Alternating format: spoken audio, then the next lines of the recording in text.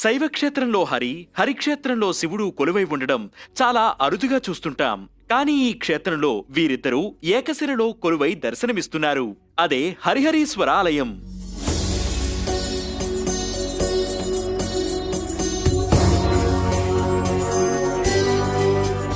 కర్ణాటకలోని దావనగిరి జిల్లా హరిహర్ అనే ప్రాంతంలో తుంగభద్ర నదీ తీరంలో ఉన్న ఈ ఆలయం వెనుక ఒక పురాణ కథ ఉంది. ఒకానొకప్పుడు ఈ ప్రాంతంలో గుహ అనే రాక్షసుడు నివసించేవాడు.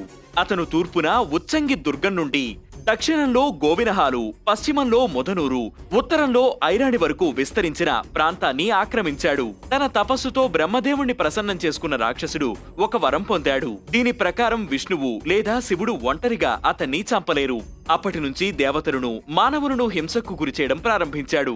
దాంతో దేవతలంతా విష్ణుమూర్తి వద్దకు వెళ్లి గుహాసురుడి నుంచి రక్షించాలని వేడుకోగా, విష్ణుమూర్తి పరమశివుడు ఏకమై ఒకే రూపంలో హరిహరుడుగా అవతరించి గుహాసురుణ్ణి సంహరించి ఈ ప్రాంతంలోనే కొలువుదీరారని స్థల పురాణం చెబుతోంది.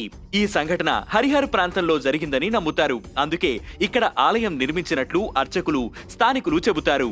అర్ధనారీశ్వరుల మాదిరిగా ఒకే రూపంలో అవతరించిన హరిహరులను దర్శించుకునేందుకు దేశ నలుమూలల నుంచి భక్తులు తరలివస్తారు. ఈ ఆలయంలోని విగ్రహం చాలా ప్రత్యేకమైనది. 6 అడుగుల ఎత్తు ఉంటే విగ్రహంలో కుడి సగం శివుడిని, ఎడమ సగం విష్ణువుని సూచిస్తుంది. అందుకు ప్రతీకగా కుడి చేతిలో త్రిశూలం, ఎడమ చేతిలో శంఖం కనిపిస్తాయి. ఈ ఆలయంలో ఏడాది పొడవునా శైవ, వైష్ణవ పద్ధతుల్లో స్వామివార్లకు పూజా కైంకర్యాలు నిర్వహిస్తారు. హరిహరీశ్వర ఆలయం చతురస్రాకారంలో ఉంటుంది. హొయసల సామ్రాజ్యం రాజు వీర నరసింహ ద్వితీయుడి ఆధ్వర్యంలో ఆయన సేనాధిపతి, మంత్రి అయిన పొలాల్వా 1223 నుంచి 1224 సిఈ కాలంలో నిర్మించినట్లు శాసనాలు చెబుతున్నాయి. సోప్ స్టోన్ తో నిర్మించిన గోడలు, దీప స్తంభాలు, అందమైన శిల్పాలు ప్రత్యేక ఆకర్షణగా నిలుస్తున్నాయి.